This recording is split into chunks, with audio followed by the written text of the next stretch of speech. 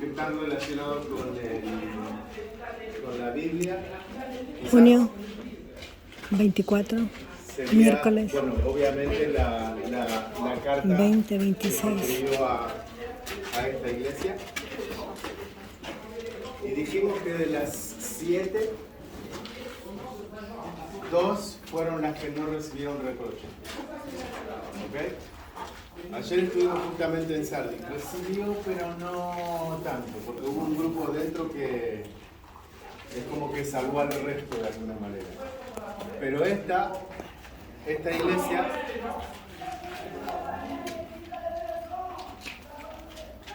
partamos primero del concepto de iglesia. Ustedes saben que iglesia está basada, sí, exactamente, está basado más que nada cuando se hace el concilio, levantan las edificaciones y iglesia concretamente es una edificación. Cuando nosotros leemos las 7 iglesias del Apocalipsis, ¿qué viene a nuestra mente? Vamos a ir a visitar y buscamos las iglesias. Y cuando llegamos a estas construcciones, lo primero que estamos buscando, naturalmente, es dónde se reunían, dónde está la iglesia. Y empezamos a buscar el edificio. Y cuando llegamos acá, no encontramos iglesias, concretamente, como edificio, como construcción. Encontramos la arqueología y las iglesias que se encuentran desde el punto de vista arqueológico es de la época posterior. 3, 4 siglos después de lo que se ha levantado allí. Entonces, el concepto de iglesia que nosotros conocemos hoy no es el concepto de iglesia que conocían ellos en el pasado. La palabra iglesia viene más tarde, la palabra que ellos utilizaban era Keilah. Keilah, si la tenemos que traducir, sería comunidad. Es decir, un grupo de creyentes, una comunidad de creyentes. Eso es una Keilah, ¿ok? Tenemos algo en común, creemos en esto, entonces aprendamos y crezcamos en eso. Lo mismo es sinagoga, el concepto de sinagoga era lo mismo. Ustedes escuchan el término sinagoga, en realidad es una traducción sinagoga, pero en el hebreo se llama Beit HaKnesset. Beit HaKnesset es la casa de los congregados, es la casa en donde vamos y nos congregamos. Así funcionaba la Beit HaKnesset en el pasado, la sinagoga, pues todo funcionaba en casa. Debido hoy en día que las casas no pueden albergar 500, 1000, 2000, 3000, 30.000 personas, entonces están los edificios grandes que nosotros le llamamos iglesia, pero no tiene el concepto del pasado, no es lo mismo que en el pasado. Por eso siempre es bien importante recordar cómo inició y los mejores grupos de casa, grupos de células, porque es la manera que ellos crecían. Es muy difícil crecer en una gran iglesia.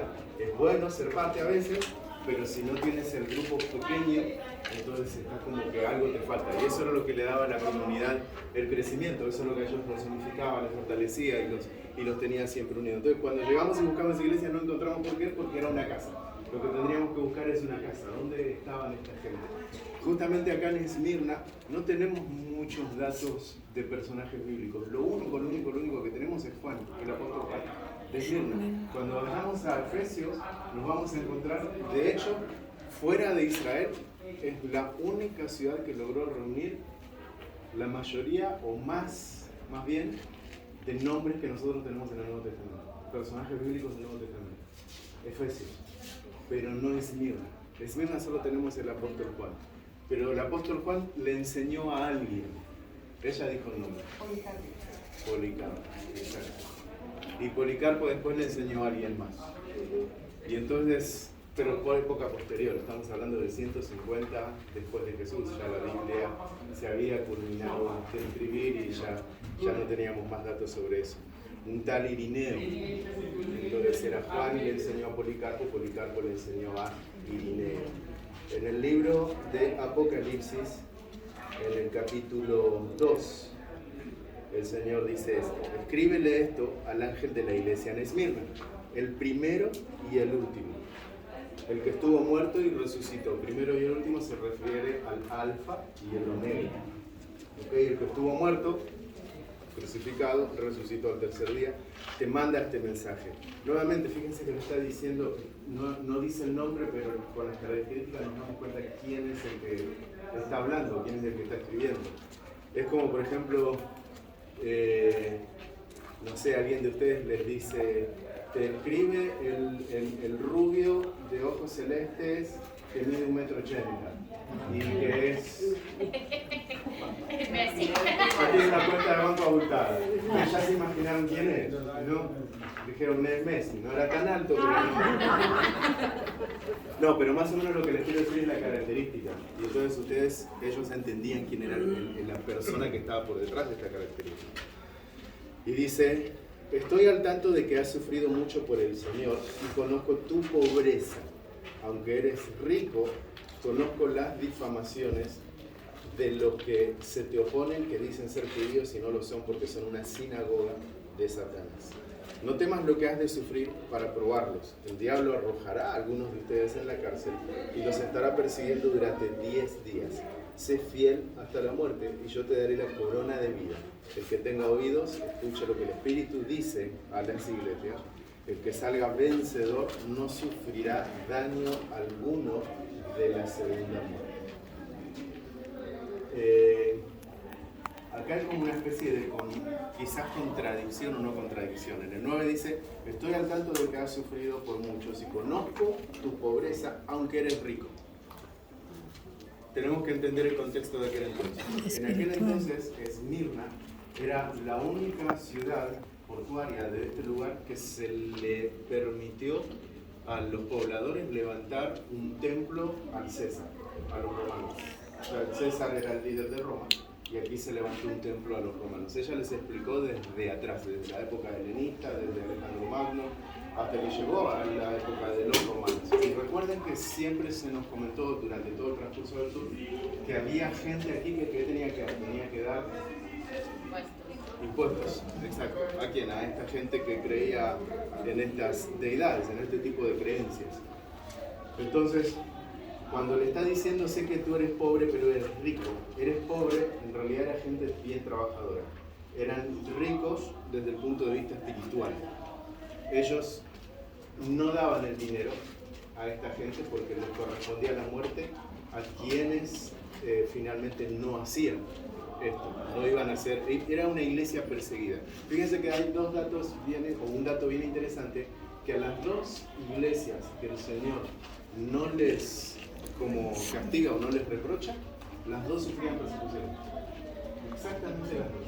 Tanto la que estuvimos anterior, Filadelfia, que también recibía persecución, y también esta recibía persecución. ¿Por qué? Porque ellos tenían que decir al César, César es grande, o César es Señor, y daban sus impuestos.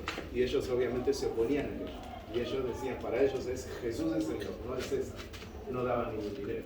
Entonces espiritualmente eran ricos, aunque eran pobres de finanzas, pero espiritualmente eran ricos. Generalmente nosotros a veces medimos, hoy en día, en muchísimos lugares, lamentablemente 2000 años después, nosotros llegamos en que en muchos lugares, la bendición con la capacidad financiera que tienes. ¿Me equivoco? Hay mucha gente que dice, tú tienes dinero o eres un bendecido de Dios. Y aquella persona que no tiene dinero está maldiciendo. Seguramente algo está haciendo mal, seguramente está pecando, por eso no le está viniendo la bendición financiera, ¿no? Entonces venga acá para que el Señor le bendiga y usted tenga dinero, tiene que hacer esto y aquello. No es exactamente lo que aquí está sucediendo. En realidad la matemática es matemática, siempre es matemática, 1 más 1 es 2, 2 más 2 es 4. Ok, quiere decir que ustedes saben manejar dinero. Entonces, si ustedes saben manejar los números matemáticos, saben manejar el dinero. Todos reciben exactamente la misma cantidad. La lluvia cuando viene para mí, también viene para el vecino, ¿no? Entonces, los dos recogemos la misma cantidad de agua. El tema es qué hacemos con esa agua que recogemos. Entonces, las finanzas para todos es la misma, la bendición es cómo tú la administras.